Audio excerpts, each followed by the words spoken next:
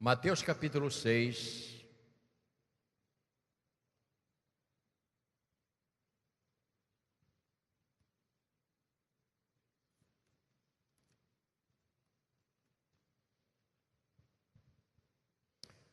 a vida cristã e espiritual, irmãos, é como uma planta que, se você quiser mantê-la alimentada, caiu o papelzinho de alguém? Se você quiser manter essa planta alimentada, você tem que fazer sempre duas coisas ou três. Primeira, não pode faltar água e nem colocar demais.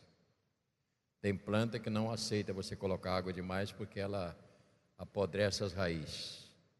Tem que botar só para manter. Então, esse é um princípio.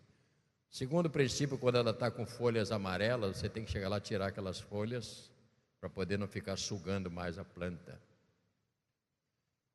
E depois, terceiro aspecto, de acordo com a planta, existe um adubo que pode ser colocado na terra ou numa vasilha com água, dissolver e regar.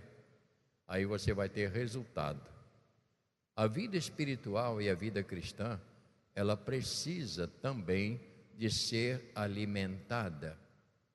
E o que nós fazemos aqui todas as manhãs é ajudar a alimentar a vida da pessoa, criando alguns princípios até bíblicos para poder ajudar na condução da sua vida. Esse é o nosso objetivo aqui. Sempre será este. Capítulo de número 6, verso 16, 17 e 18. São versos que vamos ler nessa manhã sobre um assunto chamado jejum. Como jejuar? Para que jejuar? Deve ser a pergunta logo. E a palavra do Senhor nos mostra, depois de falar sobre a oração e outros princípios, ele diz agora: quando jejuardes, não vos mostreis contristados como os hipócritas, porque desfiguram o rosto com o fim de aparecer aos homens que jejuam. Em verdade vos digo que eles já receberam a recompensa. Tu, porém, quando jejuares, unge a cabeça e lava o rosto. Ou seja, lava o rosto, molha o cabelo, penteia direitinho, fique com o rosto de passeio, tá bom? E diz o texto: com o fim de não parecerdes aos homens que jejuas, e sim ao teu Pai em secreto, e teu Pai que vê em secreto te recompensará ou te dará o resultado da razão do seu jejum.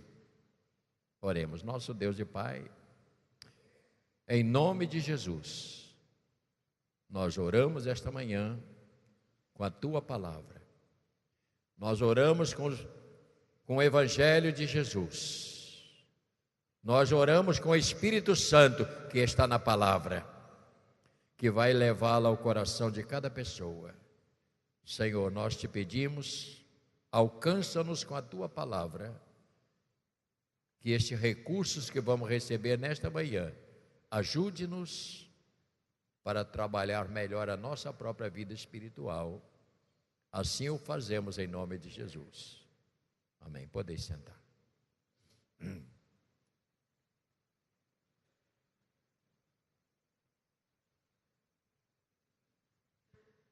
Eu tenho intitulado sempre essas nossas falas aqui no Sermão da Montanha ou do Monte, como inicialmente foi como degraus para chegarmos até onde chega no altar, e agora nós chegamos em cima, nós temos portas, para que você escolha a porta que interessa a você. Qual é a porta que eu vou entrar? Por onde eu quero entrar? Tem a porta, de várias portas, nós já falamos. Hoje nós temos aqui a porta do jejum, que creio eu, que é um dos elementos mas muito forte para nós. Creio eu que esta porta tem um peso muito forte na vida espiritual. Ouça bem, o assunto é para a vida espiritual. E por tratar-se de um recurso de valor, ele tem valor para edificação, quebrantamento, dependência e reconhecimento que estamos tratando em tudo isto com Deus. Então, jejuar não é só ficar sem comida, mas tem que haver um propósito. O que eu quero? O que eu faço? Para que serve isto? Então, eu queria que você começasse a entender. Primeiro, serve para a edificação, sempre a edificação da nossa vida espiritual, porque todos os problemas que nós tratamos aqui, no sentido de jejum, é espiritual. Ainda que às vezes a intenção seja material, mas a base nunca pode deixar de ser espiritual, porque é assim que funciona. Agora, outro aspecto é quebrantamento. E eu creio, irmãos, como nos falta quebrantamento, né? Você chegar diante de Deus, porque quando você vai jejuar por uma situação, você tem que realmente chegar quebrantado, crendo na sua incapacidade e crendo na capacidade de Deus de agir. Então é preciso a não arrogância. Eu faço, eu posso, é assim que eu penso. É preciso nós entendermos isto. Edificação da nossa vida espiritual, que precisa realmente ter uma vida edificada, como diz a palavra do Senhor, edificada na rocha. Ele vai dizer mais tarde no capítulo 7.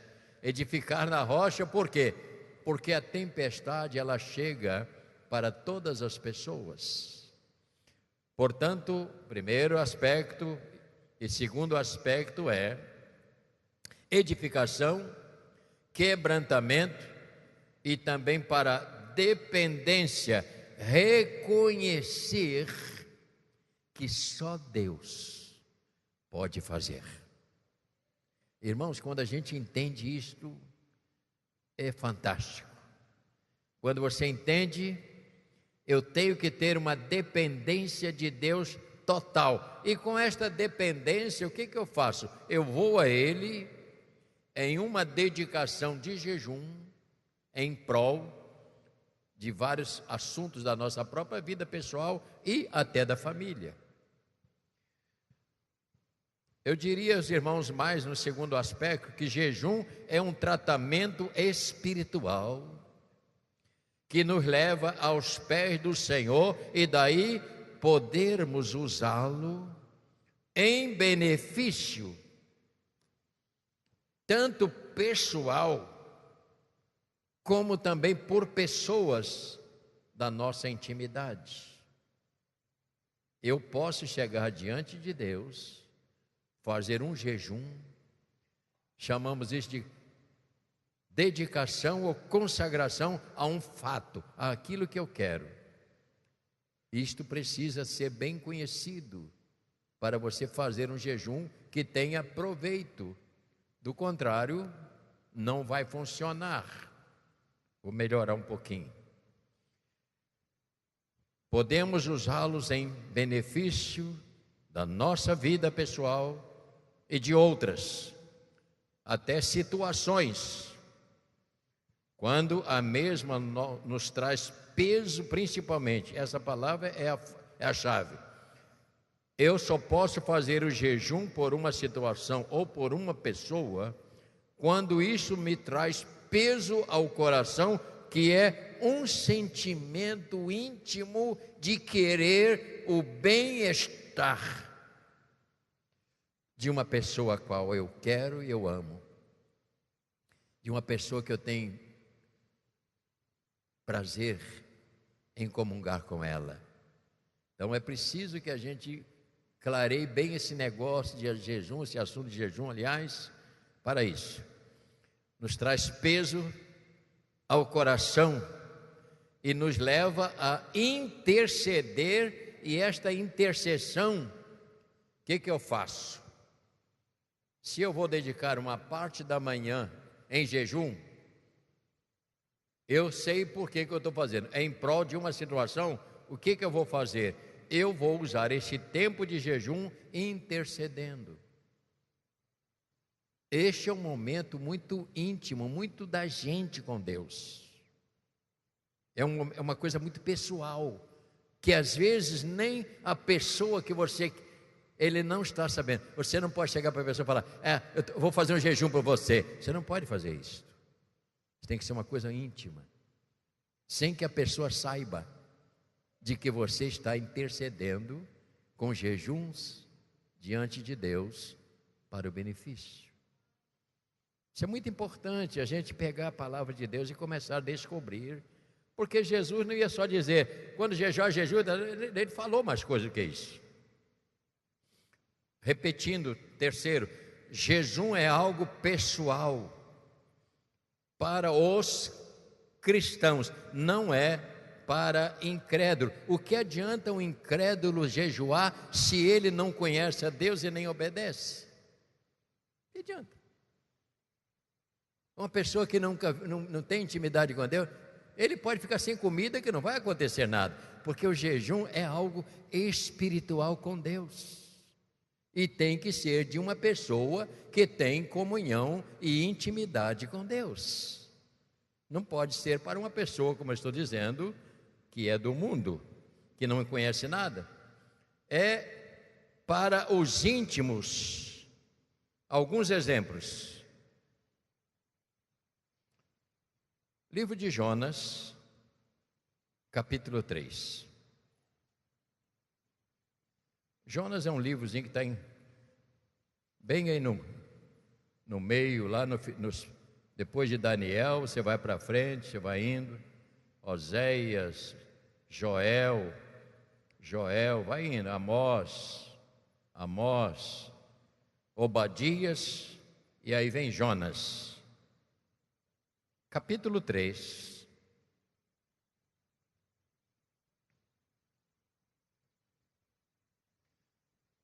Diz a palavra, havia um povo rebelde que tinha desobedecido a Deus e estava lá vivendo uma vida em conflitos, onde a prostituição era muito grande e outras coisas perigosas, porque olha para mim, a pessoa que se afasta de Deus, ela vai entrar em caminhos extremamente perigosos. Isso é perigoso demais. Aqui diz assim, Jonas prega em Nínive. Verso 1, veio a palavra do Senhor a segunda vez a Jonas, dizendo, dispõe-te, vai à grande cidade de Nínive e proclama contra ela a mensagem que eu te digo. Levantou-se, pois, Jonas, e foi a Nínive segundo a palavra do Senhor. Ora, Nínive era cidade muito importante diante de Deus, e de 3 dias para percorrer. Começou Jonas a percorrer a cidade de caminho de um dia, e pregava e dizia, olha a mensagem, ainda 40 dias e Nínive será subvertida ou destruída do mapa. Agora você observa no versículo 5 o teor. Os ninivitas creram na mensagem. Está escrito aí, os ninivitas creram em Deus e proclamaram um jejum, vestiram-se de pano de saco, desde o maior até o menor. Não é isto? Capítulo 5, capítulo 3 e verso 5. Chegou esta notícia ao rei de Nínive, ele levantou do seu trono, tirou de si as vestes reais, cobriu-se de pano de saco e assentou-se sobre cinza. E fez proclamar e divulgar em Nínive, por mandado do rei, e aos seus grandes, nem homens, nem animais, nem boi, nem ovelha, provem coisa alguma, nem levem aos pastos, nem bebam água, mas sejam cobertos de pano de saco, tanto os homens como os animais, e clamarão fortemente a Deus, e se converterão de cada um do seu mau caminho e da violência que há nas suas mãos. E ele disse aqui: quem sabe se voltará a Deus e se arrependerá e se apartará do furor da sua ira, de sorte que não pereçamos. E aqui no verso 10, olha que coisa fantástica, leia: viu Deus o que fizeram, como se converteram do seu mau caminho, e Deus se arrependeu do mal que tinha lhes dito de faria, e não o fez. Veja que há um poder extraordinário quando eles foi proclamado, ninguém disse nada. Eu achei exagerado, que até boi não podia comer. Que berração de boi deve ter sido com fome naquele dia, né? Na verdade, ninguém. Agora, o que você vê, o próprio rei, ele tirou as suas vestes reais, vestiu-se de pano de saco e sentou na poeira, no chão, dizendo: Deus, não faça esta miséria. Deus, tenha misericórdia. Eu creio, irmãos, que isso vai começando a abrir para nós um leque, para você entender que certas coisas precisam ser bem cuidadas. Então nós temos aqui mais alguns exemplos. Mateus 17, 21. E aqui nós temos uma outra situação. Se eu não terminar hoje, eu fico para a semana que vem, eu não tenho pressa não. Não quer a pessoa, mas não vai concluir hoje. Não, para quê? Tenha pressa, é igual quem está na faculdade, cada dia uma matéria, né? Para você se familiarizar. Mateus 17. Aqui tem uma narrativa, verso 14. E eu estou fazendo questão de ler essa narrativa com os irmãos, para que os irmãos possam ver que coisas extraordinárias. E quando chegaram para junto da multidão, aproximou-se dele um homem, aproximou-se dele um homem que se ajoelhou e disse: Senhor, compadece de meu filho, porque é lunático, sofre muito, pois às vezes cai no fogo e outras muitas na água. Olha o problema aqui. Agora estou lendo capítulo 17, verso de número 16. Apresentei-o aos teus discípulos, mas eles não puderam curá-lo. Jesus exclamou: ó geração incrédula e perversa, até quando estarei convosco? Até quando vos sofrereis? Trazei-me aqui o menino. Verso 18. E Jesus repreendeu o demônio, e este saiu do menino, e desde aquela hora ficou o menino curado. Versículo 19. Então os discípulos aproximaram-se de Jesus, perguntaram em particular: por que motivo não podemos expulsá-lo? E ele lhes respondeu: por causa da pequenez da vossa fé. Pois em verdade vos digo que se tiverdes fé como um grão de mostarda, direi a este monte: passa daqui para lá, e ele passará, nada vos será impossível. E no verso 21 ele fecha: mas esta casta não se expele, senão por meio de quê? De oração jejum. O que nós aprendemos com isto? Nós aprendemos que a vida espiritual, se você não tiver uma vida reta com Deus, uma vida de consagração e dependência, certamente você não vai poder exercitar este poder contra esses demônios. Abrindo um parênteses. Quando você vai orar por uma situação, pessoas endemoniadas, não adianta chegar de qualquer maneira. Você deve, a não ser que aconteça num momento, e você tem que estar preparado. Mas há situações. Você vai visitar, por exemplo, uma casa onde a família toda é de centro espírita e tem uma pessoa que está se convertendo e você quer ir lá para... Você deve jejuar e dizer: Deus, prepara-me para esta missão. E você deve passar um período de jejum e oração e dizer: Senhor, eu vou lá na autoridade do seu nome. Eu não vou lá porque eu sou fulano ou fulana. Eu vou lá como mensageiro do Senhor. E eu vou dizer a você uma coisa: não há demônio que resista um homem, uma mulher que se prepara para a missão dele. Isso é muito sério, muito e muito sério, o que eu estou terminando de falar nessa. Podemos orar em prol da obra,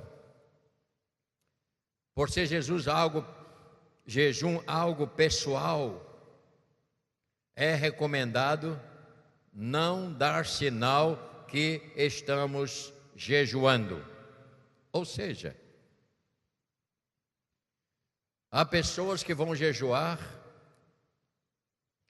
não penteia o cabelo, não lava nem o rosto, nem escova os dentes, e fica... A pessoa olha para essa pessoa assim: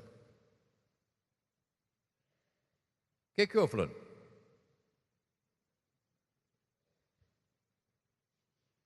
Se colocando numa postura, eu diria, de arrogância. Porque você não tem que ficar sem lavar o rosto, você não tem que deixar de pentear o cabelo. Você não pode dar a impressão para os outros que você está numa missão. Diga para quem está ao seu lado: crente precisa ser um quinta coluna, no bom sentido. Você está dentro da sua casa e ninguém está sabendo que você está jejuando, porque parece que é um dia... Fulano está tão alegre hoje, né? Fulana penteou o cabelo, botou até um cordãozinho no pescoço. Ai! Só ela sabe. Ela não quer que ninguém perceba que ela está em serviço para a obra de Deus. São segredos pequenos que a palavra do Senhor nos mostra. E aqui você pode depois, se você quiser, ampliar. Então, se você está com dificuldade numa matéria, fala para os estudantes. Se você tem dificuldade de concentração ou dificuldade numa matéria, você nem precisa falar com sua mãe nem com seu pai, mas você deve reservar um período do seu dia em dedicação a Deus. Senhor, eu faço esse jejum porque eu preciso que o Senhor me ajude a fazer isto. Eu sou teu filho, teu servo, e eu tenho certeza que se você fizer isto de coração, com um sentimento muito profundo, sabe o que vai acontecer? Você vai fazer prova, passa extraordinariamente bem. Você não vai ter dificuldade nas matérias. Sabe por quê? Porque você foi diante do Criador e fez uma oferta pessoal, um jejum. Agora, não adianta você ficar: ore por mim. Fulano, ore por mim porque eu vou fazer prova. Isso não funciona. Você precisa, dedicar tempo para isto. Isso é uma coisa pessoal. pessoal. Durante muito tempo, agora eu não estou mais fazendo. Esta reunião que nós temos às quintas-feiras aqui à tarde, é uma reunião muito boa, boa demais. 3 horas da tarde, há muitos anos. E eu sempre me dedicava às quintas-feiras em jejum em prol da obra de Deus e das pessoas converter. Sempre fiz isso. Eu só ia tomar um cafezinho da tarde quando eu terminava a reunião, lá por lá das 5 horas da tarde. Fiz isso durante anos e mais anos. E você veja o resultado. É uma reunião que nós ganhamos alma para Cristo. É uma reunião que nos dá alegria. O pastor Luiz Carlos está fazendo agora muita alegria, bem aberto. Mas houve uma dedicação que a gente faz. A nossa vida pastoral precisa ser assim. Essa é a razão porque eu estou falando com nossos diáconos. Vocês devem marcar um encontro, reunir-se e marcar um dia de jejum, um meio-dia de jejum. Mesmo que não seja junto, se puder estar junto é melhor. Os músicos precisam fazer isso ontem. Isso é importante em prol para Deus dar a vocês uma unção nova para tocar, porque não adianta tocar, tem que ter unção, porque o toque não é para aqui, é para lá. E ele vai lá e volta aqui, abençoa pessoas através do toque. Então é preciso nossos diáconos em prol da unidade do diaconal para servir melhor ao Senhor. E eu vou ampliar isso, nós vamos falar ainda mais sobre esse aspecto. Juventude precisa do nosso líder buscar mais uma meia dúzia com ele, marcar um dia de jejum em prol da juventude, pela capacitar a nossa juventude para ser melhores cristãos. Eu creio que nós estamos abrindo mão, às vezes, de uma ferramenta que Deus nos dá. Ele diz, faça isso. Mas nós, quase sempre, a pergunta é, eu não posso, eu não tenho tempo, eu não consigo, mas nós vamos conseguir. Nossos obreiros, não gosto dessa palavra discípulos, todos são discípulos, mas os nossos próprios discípulos, vocês deveriam, independente do pastor Arlindo, independente de qualquer, vocês deveriam marcar um dia e se reunirem para um jejum em prol da unidade da obra de Deus. Você vai ver que você sai dali com outro coração e Deus vai ouvir, Deus vai aceitar o trabalho, Deus vai aceitar aquilo que a gente faz. Então o jejum é de suma importância, porque é um recolhimento espiritual, não é material, não, é algo espiritual. Eu estou lutando contra os espíritos das trevas. Eu estou lutando contra o poder que tenta impedir a gente de ser aquilo que nós somos. Que o Senhor nos abençoe nesta manhã. Nosso horário está bem, mas que esta palavra te ajude. Eu comecei a desenhar sobre os tesouros no céu. Como isso é difícil. Mas nós vamos falar nisso na próxima semana. Portanto, jejum, repita comigo, jejum, mais uma vez, jejum é uma arma secreta. Nem o diabo sabe o que você está fazendo. Porque se você não falar, ele não sabe. Porque ele não tem onisciência. Diga para quem está do lado, o diabo não sabe o que você pensa. Ainda bem.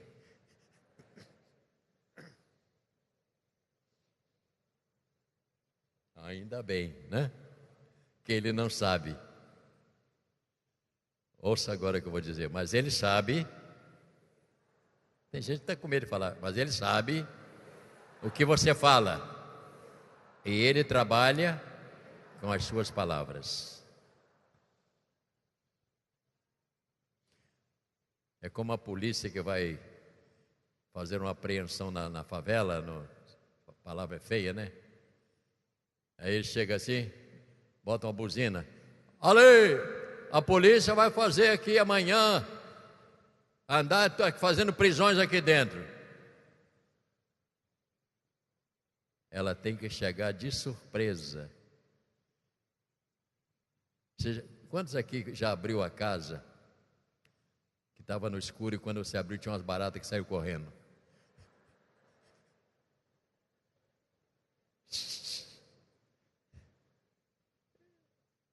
Você tem que fazer surpresa. Você tem que fazer surpresa com a sua vida. Vamos ficar de pé, meus irmãos.